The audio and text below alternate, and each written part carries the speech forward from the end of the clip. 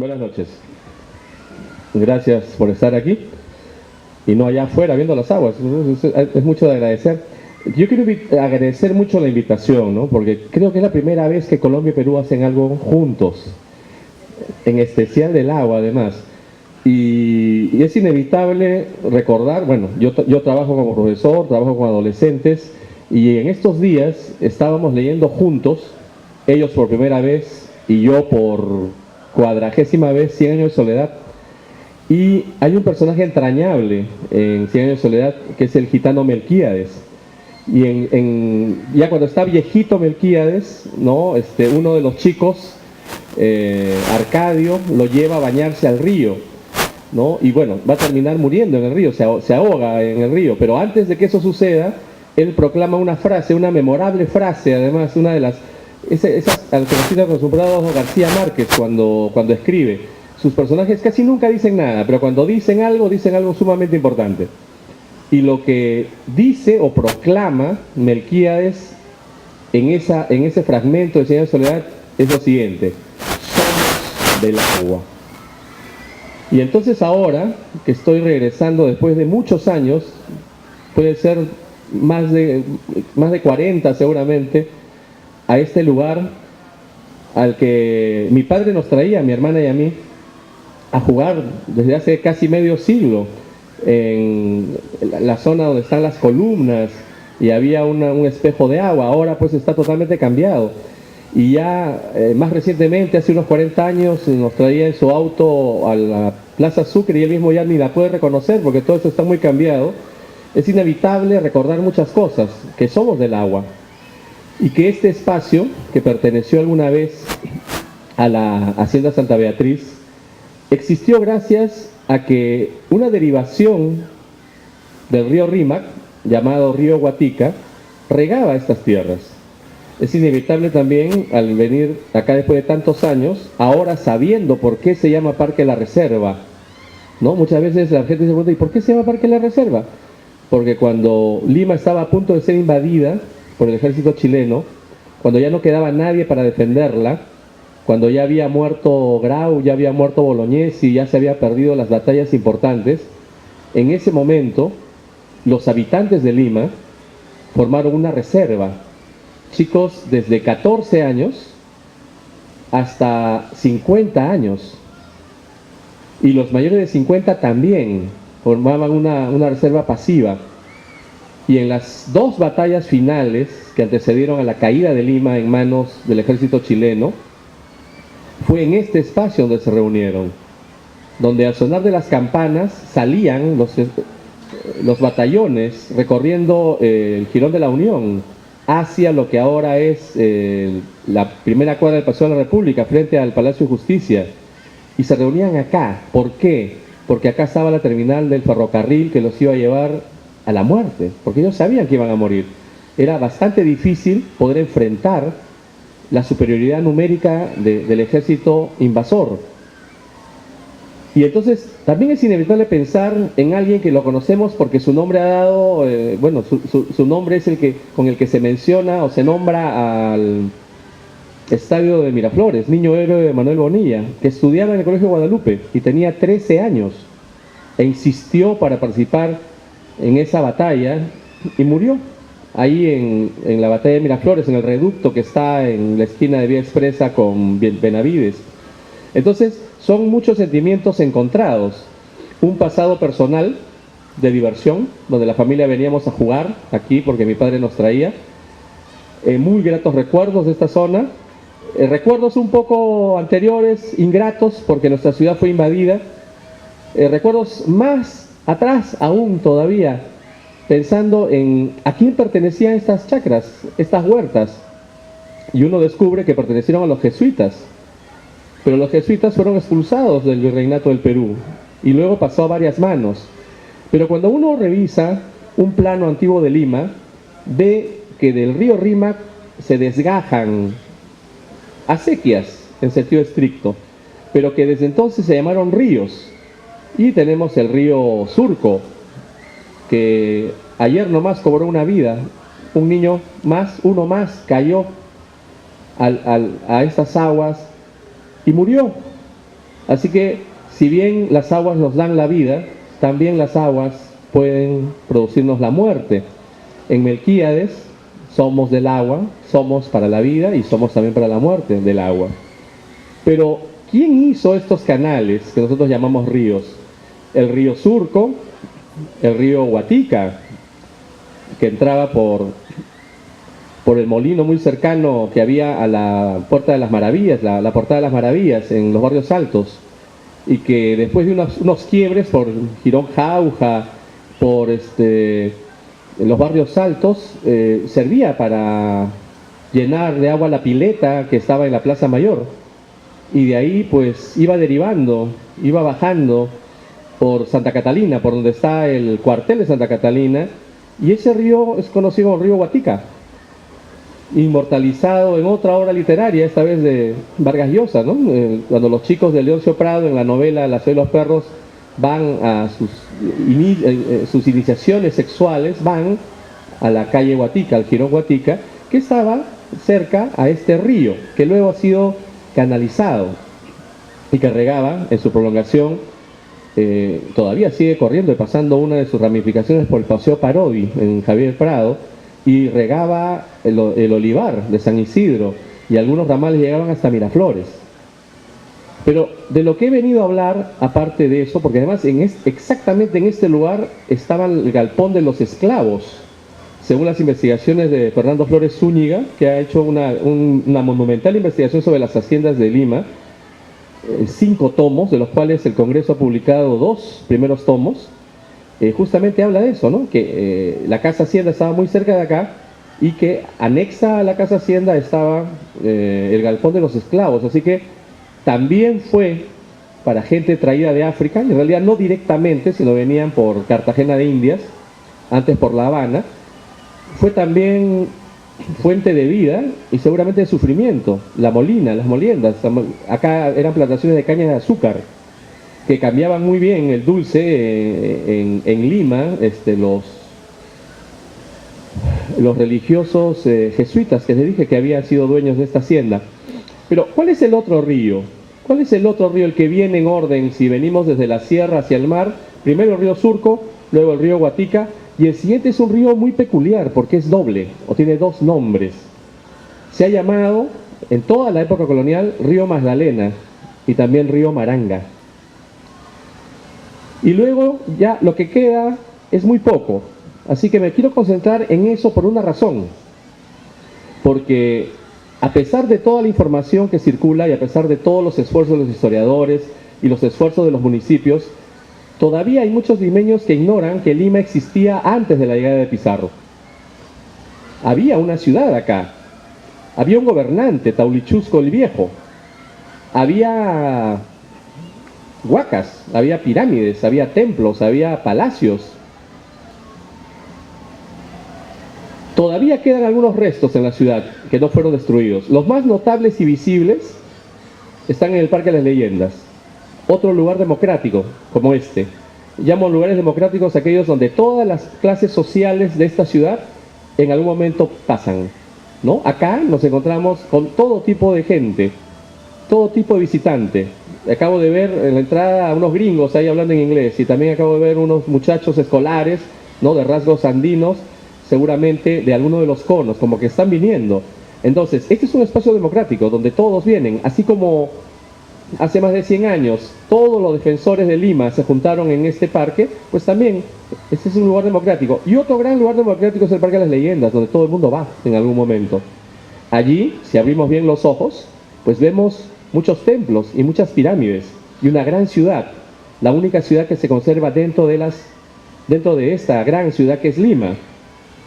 Pero ¿cómo fue posible la existencia de esta ciudad? Donde vemos pirámides, vemos murallas, y no vemos, de lo cual voy a hablar ahora, porque ya es más invisible, los ríos que siguen corriendo, subterráneos, a veces sin ser escuchados, con toda seguridad sin ser vistos, pero que a veces por una anomalía de una calle, vemos una calle, un sector todo cuadriculado y de pronto vemos una diagonal. ¿Por qué hay una diagonal? Vemos una pista encementada, todo muy bonita, pero hay unas diagonales y unas rajaduras y aparecen unas florcitas, unas hojitas. ahí hay agua. Por más que se haya querido ocultar, ahí hay agua. Todavía corre agua por abajo. Chayavilca se llamaba, dicen, el cacique, el curaca que gobernaba Maranga, o Malanca, que según los etimólogos parece que significara, en lengua quechua, lugar de los batanes, o sea, donde se molía. ¿Qué se molía? ¿Qué se sembraba en Maranga? Maíz, frijol, algodón. Con eso hacían sus redes, porque eran pescadores los habitantes de Maranga. Se iban a Pitipiti, el viejo, ahora Chucuito. Ahí había un puerto. Y ahí un camino. Y ese camino todavía existía cuando yo hace 40 años llegué a vivir en esa zona. Todavía no sabía que eso era un lugar importante.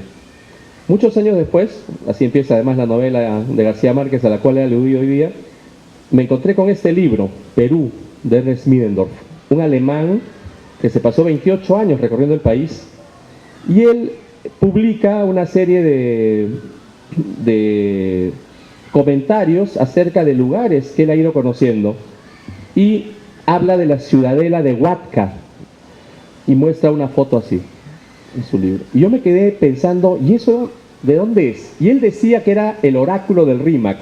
Como ustedes saben, esta ciudad se llama así, Lima, por algo que había de peculiar en este valle.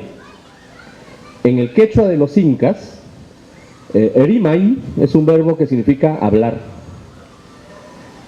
El quechua, y ahora está totalmente comprobado, se originó no en el Cusco, sino en Lima, en la Sierra de Lima.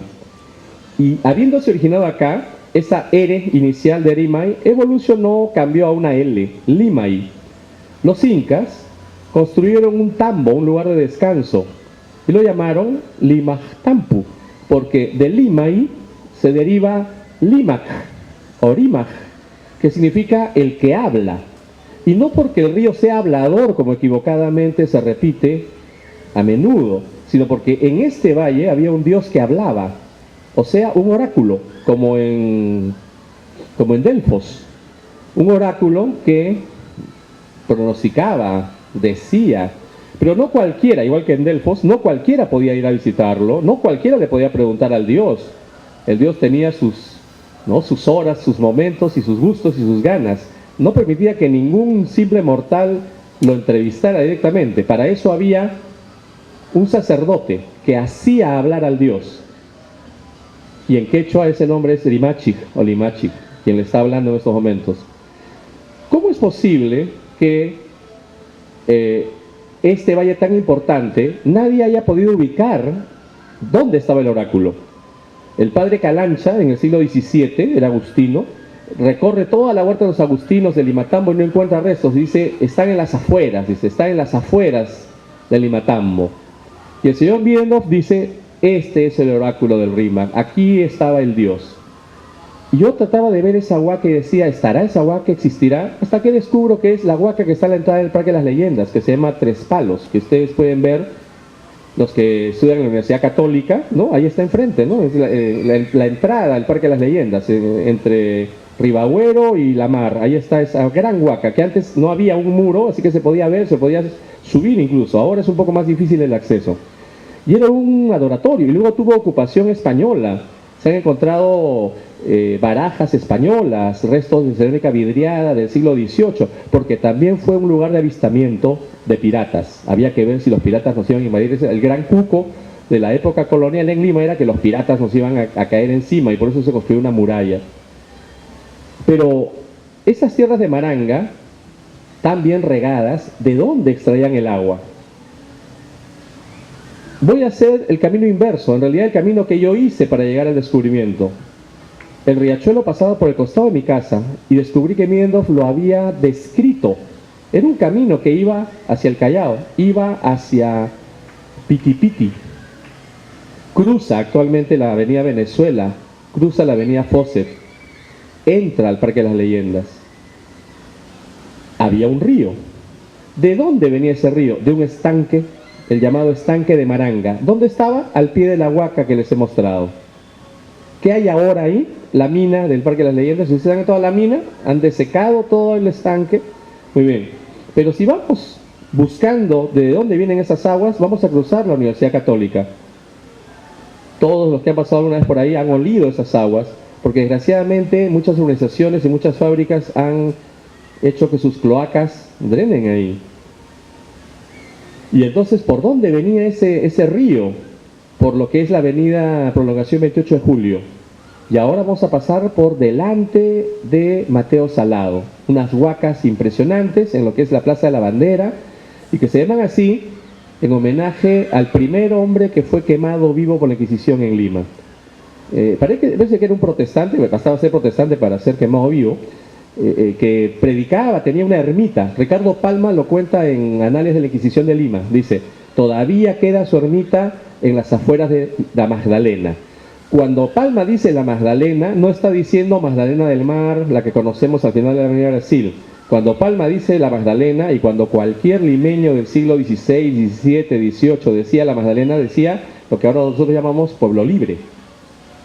Muy bien, por ahí pasaba otro río, todavía sigue pasando, delante del Queirolo, delante de la iglesia de la Magdalena, ahí había un río, el río Magdalena justamente. Pero yo estoy siguiendo al río Maranga, así que me regreso a las huacas de Mateo Salado, ya el nombre hispanizado. El Mateo Salat se convirtió en Mateo Salado, seguramente porque murió quemado, pobrecito. Si sigo el curso de esas aguas, tengo que doblar hacia la izquierda, lo que ahora se llama Avenida Tingo María. Todavía quedan unos muros de adobón muy grande que le atribuyen a la época de Tupac Yupanqui. Desgraciadamente ahí hay unas factorías de autos, han hecho huecos, han roto, y hubo una invasión en los años 60 y queda poco de ese esplendor. ¿Y por dónde venían esas aguas? Y si las seguimos hacia arriba, Tingo María cruzaba Venezuela, y en Zorritos, ¿no?, cruzaba también y salía a Colonial, doblaba hacia la derecha, iba como quien se va a la avenida Argentina y se encontraba con las aguas del río Magdalena. Estoy yendo al revés. ¿Por dónde bajaba el río Magdalena? Por el costado del estadio de la U. Cruzaba Zorritos, iba por el Girón Aguarico y llegaba hasta delante del colegio Elvira García y García. Si alguien ha estudiado ahí o vive por ahí, ¿cómo se llama esa avenida? Se llama Avenida del Río, porque justamente era la avenida del río Magdalena. Esa avenida está construida sobre el río que sigue corriendo debajo. Y esos dos ríos se juntaban y pasaban por el barrio de Monserrate, donde nació Bolognesi, donde nació Martín de Porras, donde nació Rosa de Lima, donde nació el criollismo, una de las cunas del criollismo. ¿Y de dónde salía? La vamos a seguir, cruza la avenida Tacna y nos metemos a Conde de Superunda. ¿Y qué hay ahí? Un gran convento, que ahora es unos conventillos, se han convertido, unas casitas muy pequeñas, pero era el convento de Santo Domingo. Ahí había una bocatoma. Los historiadores dicen que la verdadera bocatoma, la primera, la inicial, estaba detrás del Palacio de Taulichusco, o sea, el último cacique de Lima. ¿Y dónde estaba el Palacio de Taulichusco? Donde ahora vive el presidente. O sea, el Palacio de Gobierno, la bocatoma estaba detrás, junto a Desamparados, la bocatoma original. Y eso me trae a la memoria un relato que hizo mi padre hace mucho tiempo, de que cuando era el niño vivía en la calle de la Soledad, allá al costado de la iglesia de San Francisco, limítrofe con la estación de Desamparados, que antes era una iglesia, la iglesia de los Desamparados, que fue destruida para construir la estación. Él, de niño, jugaba en un túnel que estaba cerrado. Pues él jugaba en la bocatoma original del río Maranga. Miren qué lejos, desde San Miguel hasta la calle de la Soledad, llegaba este río.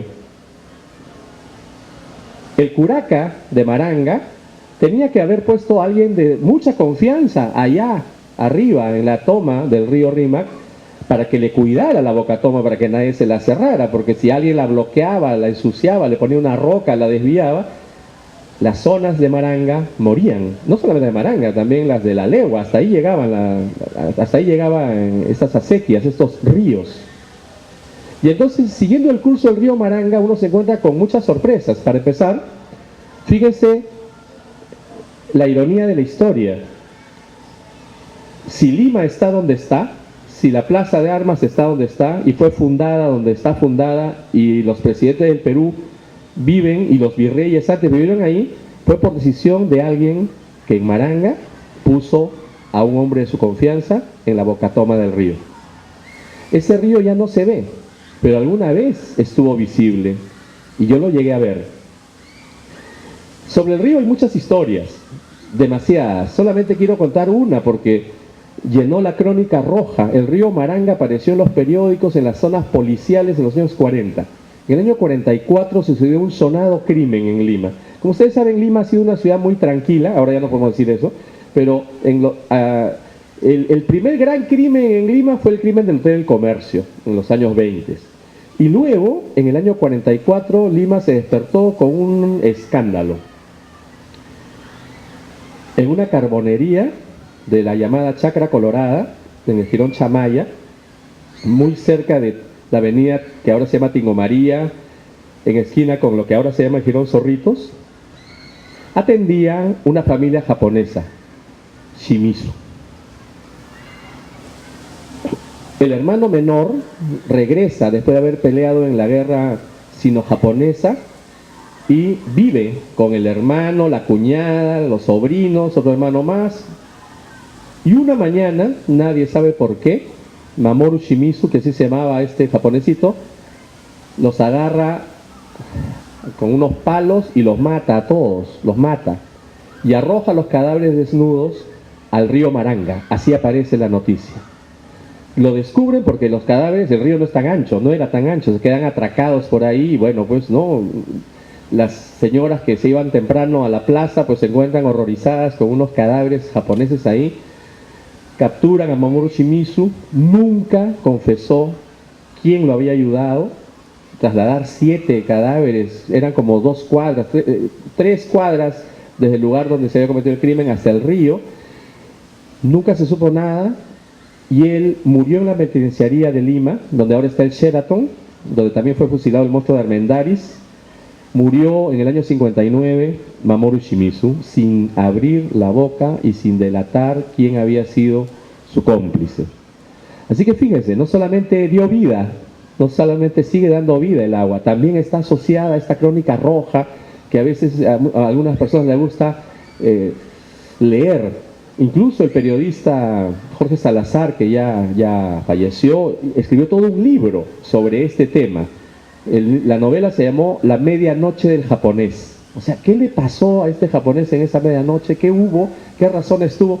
Y hay especulaciones, ¿no? Incluso yakuza aparece una palabra ahí, ¿no? La mafia japonesa, un lío, una venganza. Ya, da para la imaginación. Si hiciéramos este seguimiento que yo he hecho al revés, ¿no? Desde mis orígenes hacia los orígenes del río Maranga, si lo hiciéramos con cada río de Lima, veríamos que hay muchas historias que contar. Las casas hacienda, por ejemplo, de cada una de estas, los nombres de las haciendas que todavía se conservan en la actualidad, ¿no? La hacienda San Borja, la hacienda Camacho, la hacienda Monterrico, la hacienda Lince, la hacienda Lobatón, la hacienda Rizo, la hacienda Maranga, la hacienda San Miguel, la hacienda Cueva. Todavía los barrios se llaman así, Hacienda de la Legua. Todavía están los nombres. Otros nombres de haciendas regadas por estos brazos. María Rostorowski, que es una de las que más ha estudiado el tema, tiene un mapa en su libro Señoríos del Rímac de Lima y Canta, un mapa donde se ve el Rímac como que se abre como unas manos, como unos dedos que se van extendiendo por todo el paisaje. ¿Y dónde caían? ¿Dónde terminaban esos ríos? ¿Dónde desembocaban? Se filtraban en los barrancos y caían al mar, se perdían. Los que son de mi generación o mayores recordarán que en Chorrillos caía agua, por eso se llamaba Chorrillos. Agua dulce, caía agua dulce de arriba, ahora ya no cae nada, Lima ha crecido demasiado. Y entonces estas aguas se perdían por ahí. Entonces ha habido muchos ríos, algunos siguen corriendo. El río Surco pasa por detrás del penal de mujeres de Santa Mónica, por ejemplo. Y uno puede hacer el seguimiento. Riega San Borja, pasa por detrás del Pentagonito, por ejemplo. Todavía está corriendo ese río. ¿Y qué antigüedad tienen esos ríos? Porque lo que tendríamos que preguntarnos es ¿quién los hizo? ¿Se hizo en la República? No. ¿Se hizo en la colonia? No. Se hizo mucho más atrás. ¿Desde cuándo está habitada Maranga? Más o menos hace 2000 años, o sea, del año 100, 200 de nuestra era, ya había. La Huaca de San Marcos fue construida hace 2000 años, hace 1800 años más o menos. La antigua Huaca de San Marcos, que fue destruida para construir el estadio de San Marcos, también es del mismo tiempo. Y lo que está dentro del Parque de las Leyendas, ¿qué antigüedad tiene? Es de la época después del Horizonte Huari, o sea, es más o menos 1200, 1400, o sea, hace 800 años. Todavía está ahí, todavía sobrevive, gracias a que alguien tuvo la idea de crear un parque que la salvara de la organización.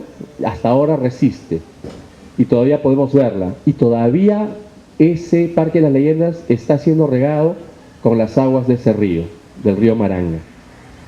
De tal manera que yo quisiera, si ahora hay preguntas que hacer o quieren conversar sobre el tema o compartir su experiencia, pues lo hacen, porque estoy a punto de terminar. Quisiera decirles que cuando caminen por su barrio, por su casa, es muy probable que estén caminando sobre pistas que están cubriendo aguas que fueron sagradas alguna vez, que bañaron los pies de oráculos, de templos, de palacios. No puedo invitarlos a que cierren los ojos e imaginen cómo puede haber sido esta ciudad, ¿no? Sin combis, sin metropolitano, sin tren eléctrico que se queda parado una hora. Debe haber sido muy bonita.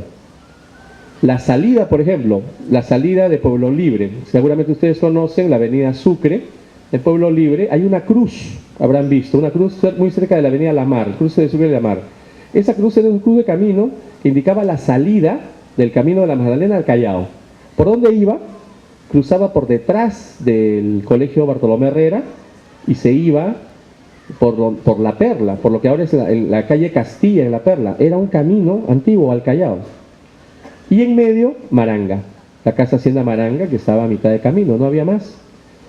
Los restos de las personas, los restos arquitectónicos, los restos culturales de las personas que construyeron estos canales de agua, que dieron vida a este valle y quisieron que alguna vez se dijera de manera muy guachafa: Lima, la ciudad jardín.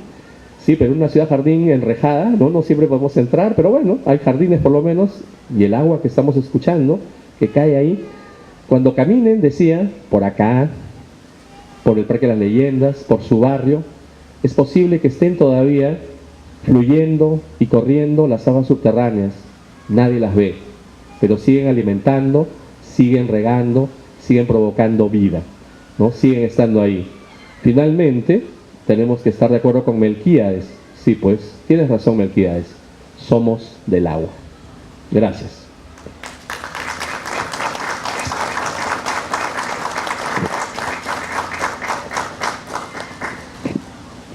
Si alguno de ustedes quisiera hacer alguna pregunta o quisiera alguna ampliación, pues con gusto. Sí. Sácame una duda. Había escuchado sobre el río Guatica, el que cruzaba el barrio Saltos, hasta San Miguel, y era uno de los ríos más largos. ¿Es así y se conecta con el río Maranga o es que...? No, no se conectan. Son, digamos, paralelos. Voy a tratar de hacerlo, ¿ya? El río Surco es el más largo. Es el más largo. Luego el Guatica, luego el Magdalena Maranga, y entonces no están conectados, pero había haciendas como la Santa Beatriz que recibía aguas del Guatica, y cuando ya estamos llegando hacia la avenida Brasil, porque ese es el límite de la hacienda Santa Beatriz, y empezó a hablar de Desamparados, donde están ahora los ancianitos desamparados, ya regaban ahí las aguas del río Magdalena. Porque el camino que salía de la ciudad amurallada de Lima al pueblo de la Magdalena no era la avenida Brasil. La avenida Brasil fue construida en la época de Pierola. El camino salía por la puerta Juan Simón. ¿Dónde la ubican?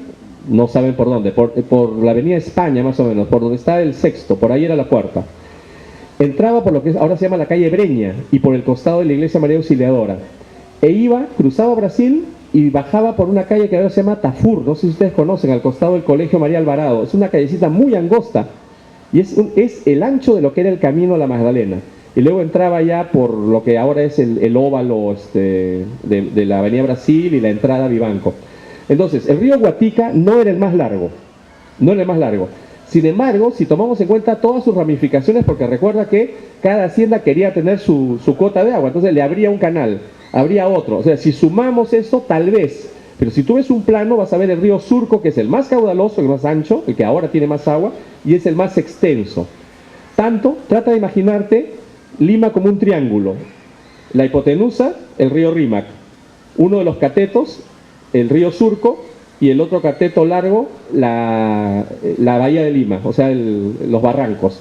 Y ahí en medio una serie de ramificaciones. Una de esas el Guatica, otra de esas el Magdalena, Maranga, que tenían una sola bocatoma y que se dividían, más o menos se dividían por donde ahora está la Plaza Castilla, o sea, la Plaza Unión, ahí se dividían.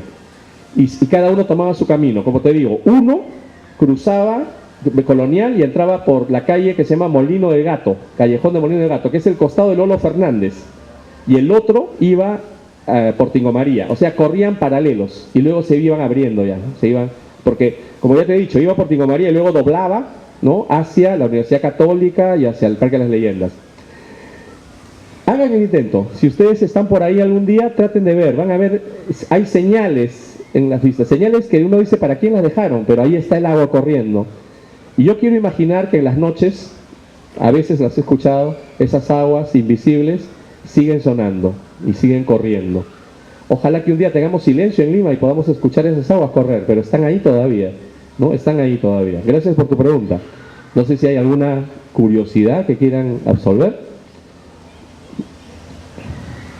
Una curiosidad más. Muy bien. Hablaste de la laguna que está en el Parque de las Leyendas, que es donde es la mina.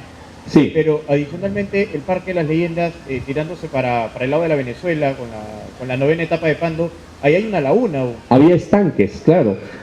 Yo los he recorrido todavía porque yo estudiaba en San Marcos, ¿no? Desde la Huaca, que ahora se llama de San Marcos, que fue destruida de paso para construir la Avenida del Progreso. Mira qué irónico también, ¿no? La Avenida Venezuela se llama Avenida del Progreso. Y el Progreso se trajo abajo de la Huaca. Desde ahí yo subía en los años 70 a tomar fotografías. Y vi esos estanques, y entonces de la Avenida Venezuela yo me metí a esos estanques, caminando, y terminé en el Parque de las Leyendas. Pero luego hubo una invasión en los años 80, en el gobierno de Belaúnde hubo una invasión enfrente. Y recuerdo que tumbaron eso, debe de haber sido el 82, 83, que entraron Caterpillar y tumbaron la invasión, y luego volvieron a construir, y ahora ya está discoteca ahí, ¿no? Ya no la van a sacar, pero todo eso son huacas. Pero no queda el espacio no queda el espacio de la laguna. La continuación del sé que hay una laguna ahí, claro, dentro, así es. El Parque de la Imaginación. Pero no fue la única, había otras más que desaparecieron. Había huacas que desaparecieron. Dentro de la Universidad Católica había huacas que han desaparecido. Dentro de San Marcos también. Para no hablar del estadio de San Marcos que se ha construido sobre una de esas. Es una destrucción terrible. También hubo una huaca donde ahora está el Hospital Rebagliati. Ese iba a ser el campus universitario, la ciudad universitaria de San Marcos, pero el gobierno de turno, no voy a decir cuál, le echó el ojo porque estaba más céntrico y se lo cambió a la universidad y lo mandó a las afueras, que ahora ya está en los adentros, ¿no? O sea, la ciudad ha crecido tanto que las afueras ya no existen, o en todo caso no las vemos ya. Gracias por tu pregunta porque me permite ampliar algunas cosas, ¿no?, que siempre quedan imprecisas. Somos limeños o vivimos en Lima, pero no conocemos la tierra que pisamos y las aguas que saltamos, ¿no?, por encima. Bien, si hubiese alguna otra pregunta.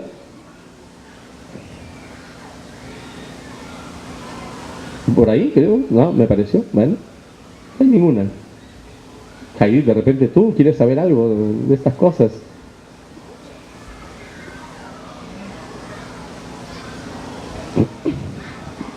La timidez de siempre, ¿no? En Bogotá no hay aguas, ni en tu tierra tampoco esas acequias, ¿o sí? Ahí llueve. Allí llueve. Acá no llueve. De lo que me sorprende precisamente es el aprovechamiento del agua y de dónde viene el agua, por ejemplo, en Lima. O sea, si nunca llueve, para nosotros es bien raro que puedan tener agua subterránea, que puedan esperar el agua de los glaciares, que puedan esperar el recorrido de tan lejos a que llegue a un río casi de piedras, o sea, para nosotros es bien raro, ¿no? Ujú. Sí, pues ustedes tienen abundante lluvia, nosotros no, entonces ese es un problema acá. Sí, nosotros nos ahogamos. No sé, ¿alguien más tiene alguna pregunta, alguna intervención? Bueno, yo creo que lo dejamos ahí. Yo quiero reiterar el agradecimiento por la invitación de poder compartir con mis paisanos, ¿no? O sea, limeños, esto que está ahí y que está... No crean, yo no soy un historiador, o sea, yo como curioso empecé a encontrar los libros, a buscarlos, hay información en la internet también bastante. Estos libros del Congreso también están ahí a la mano. En la próxima feria del libro, pues vayan y busquen estos libros sobre la historia de Lima y ahí van a estar las huacas, los ríos, los poblados, los curacas y la conquista, ¿no? Que de alguna manera nos unió a todos también. A Oscar Limache nuestro agradecimiento y la despedida con un fuerte aplauso por parte de todos los asistentes. Oscar, te reiteramos nuestra amistad, nuestro agradecimiento. Gracias. Gracias a tu participación y precisamente en esta oportunidad por comentarnos acerca de las antiguas aguas de Lima, que no son tan antiguas, nos has refrescado la memoria y a quienes no sabíamos nos has aportado muchísimo acerca del agua en Lima. Muchas gracias por habernos acompañado en la noche de hoy. Los invitamos a que continúen en el recorrido de la exposición del agua binacional, porque Colombia y Perú en esta oportunidad y siempre son dos países unidos por el agua. Feliz noche para todos. Ya, muchas gracias.